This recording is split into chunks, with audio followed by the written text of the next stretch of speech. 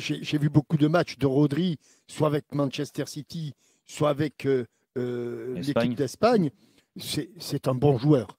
C'est un bon joueur. Mais de là à être considéré comme actuellement le meilleur joueur du monde, je n'irai pas jusque-là. Alors, tu parlais des milieux de terrain.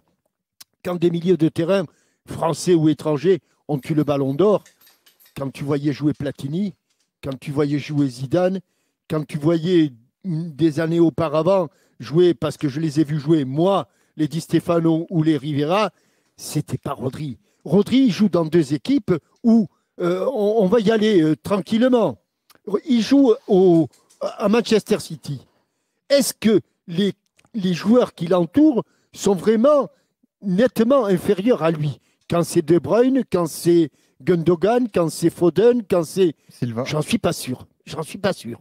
Et quand il est en équipe nationale et lors de l'Euro, et j'ai encore plein d'images de l'Euro qui me reviennent, avec un Fabien Ruiz étonnant. Ouais. Il est probable étonnant. Voilà, ouais, on va dire.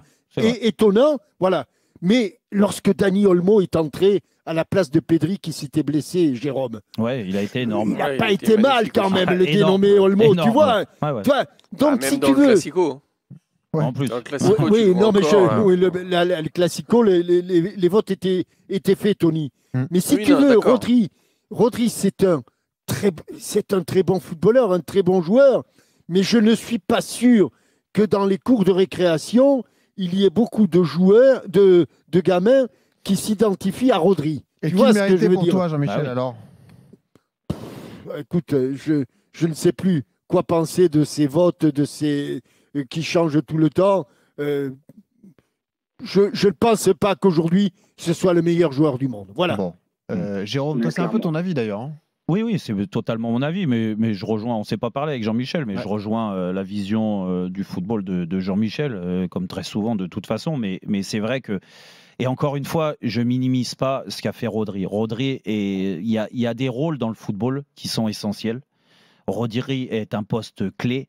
Tu vois, c'est lui le premier relanceur, c'est lui qui doit récupérer les ballons, compenser quand l'équipe elle perd le ballon, la vision du jeu qu'il a pour rassurer aussi les joueurs qui jouent à côté de lui. Il n'y a pas de souci. Moi, Rodri, il est totalement dans ça et j'ai joué avec des joueurs qui étaient aussi très bons là-dedans, dans la lecture du jeu, dans l'orientation du jeu. C'est ce qu'on demande à Rodri. Après, je te dis pas que c'est facile. C'est pas facile parce qu'il a un talent incroyable et c'est pour ça qu'il joue à Manchester City dans une des meilleures équipes du monde et qu'il a participé grandement à la victoire de l'Espagne à l'Euro. Mais je suis désolé, Jean-Michel vient de le dire, il y a des joueurs qui ont fait gagner ces équipes-là. L'Espagne n'a pas gagné parce que Rodri était là. L'Espagne a gagné parce que Yamal, parce que Olmo ont fait des grandes différences. Parce que Nico Williams a fait des grandes différences. Parce que ce qui est plus dur dans le football, c'est la créativité. La créativité dans la zone offensive de vérité. Et donc la passe D, quand tu crées quelque chose, la finition ou par la percussion, parce qu'il y a beaucoup de joueurs aujourd'hui qui percutent à l'image de ce que fait Vinicius tout au long de l'année. Ça, il n'y a pas d'équivalent à ça. Et quand j'entends les soi-disant connaisseurs du football, tu vois, qui n'ont jamais mis les pieds sur un terrain et qui te disent... Il y a des joueurs aussi qui le disent. Oui, non, mais c'est la victoire du collectif, la victoire du football. Attends, Jérôme, je t'arrête. Il y a des joueurs qui le disent. Ce sont ceux qui jouent au milieu des terrains et qui sur 10 passes en font 9 en arrière. Exactement. Évidemment. Mais c'est vrai. Et tu as raison, Jean-Michel, là-dessus. Non, pas tous. Mais si, parce que la victoire du football...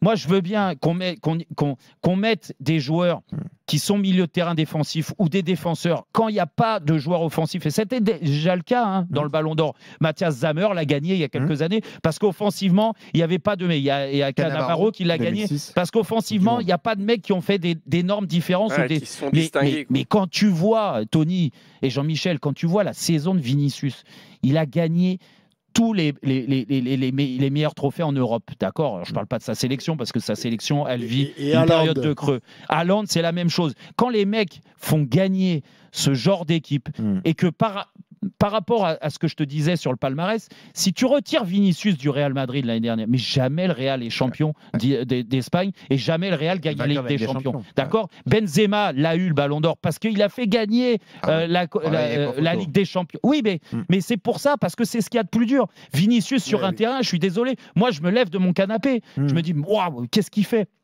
Qu'est-ce qu'il a fait ? Et voilà. En fait, et c'est ça la grande différence. Tony, qu'est-ce que t'en penses, Tony, toi? Moi, je suis partagé. Moi, vous savez, j'aime pas trop ces distinctions individuelles parce que moi, j'aime trop le foot c'est collectif. Pour moi, c'est un collectif. J'ai du mal à comprendre ces distinctions, mais elles sont là, elles existent. Tant mieux pour ceux qui les reçoivent. Mais moi, je préfère les trophées collectifs. Après. Maintenant, si tu as décidé de faire ce genre de trophée, il faut vraiment que ça soit un joueur qui marque, quoi, qui ressorte du lot. Et c'est vrai que là, on a l'impression que c'est un trophée qu'on donne un peu à l'Espagne, un peu à Manchester City. Il fait figure de grand frère un petit peu. Quand tu le vois d'ailleurs sur le terrain, c'est un super joueur, ça, personne ne peut le nier. Mais c'est vrai que... magnifique joueur. Hein, voilà, exactement. Mais c'est difficile de pouvoir dire que c'est le meilleur joueur du monde ou d'Europe, quoi.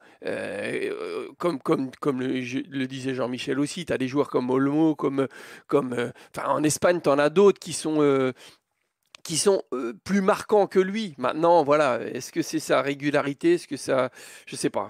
Sa régularité, son palmarès, le fait d'être... il n'a pas perdu un match. Dès qu'il était là, l'équipe était invincible. C'est Manchester City qui a perdu un match. Tu vois, quand dans un des critères, tu as le côté fair play, tu te dis... côté classe, côté fair play, ça, il l'a. C'est ça. C'est sûr que Vinicius... Voilà. est un peu plus provocateur, tu vois. On le sait très bien. Oui, mais sauf que c'est ce qui fait la force de ces joueurs-là.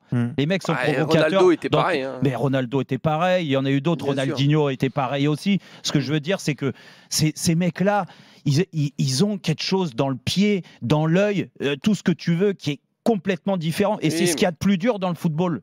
Et c'est pour ça que le meilleur joueur de la planète, il est forcément la planète foot, il est forcément dans la zone offensive. C'est même dégueulasse pour les défensifs. Parce qu'à l'arrivée... non, mais c'est vrai. Parce que tu vas me dire, quand je parle comme ça, Carvajal, c'est pour ça que moi, je m'arrache la tête. Quand certains ont dit, oh, mais on n'a qu'à le donner à Carvajal. Mais Carvajal, meilleur footballeur de la planète football. Parce que c'est le seul qui a gagné les champions. Arrêtez vos conneries 2 secondes. Non, mais arrêtez. Mais j'en ai 10 des ballons d'or. Je vais m'en acheter demain, je te le dis. Si tu donnes à Carvajal, non mais attends, franchement, arrêtez vos bêtises. Après, respect. Non, reste les pieds. La bonne longueur pour les jambes, c'est quand les pieds touchent pas terre. Respect pour sa carrière, respect pour le palmarès. J'aurais aimé avoir le quart du palmarès de Carvajal. T'as été nommé au Ballon d'Or déjà ? Mais oui, mais j'aurais dû l'être plein de fois. Franchement, ce que je faisais sur le terrain, c'était super dur. On a bien rigolé en tout cas. Blague à part, de rigolade. Blague à part, Vinicius, à mon sens, mais c'est ma vision du football. Mais c'est ce que disait Jean-Michel tout à l'heure. Et tu te dis, pour qu'il l'ait, Vinicius, je ne sais pas ce qu'il va falloir qu'il fasse. Ah bah là, il a dit, je vais revenir 10 fois plus fort. Ouais, bah alors là, moi, ça me fait mal peur. commencé quand même. Moi, ça me fait peur qu'il a dit, je vais revenir 2 fois plus fort et je vais en faire beaucoup plus. Ça veut dire qu'il va pas y avoir beaucoup d'entente avec Kylian Mbappé. Oui, ça c'est un risque, effectivement.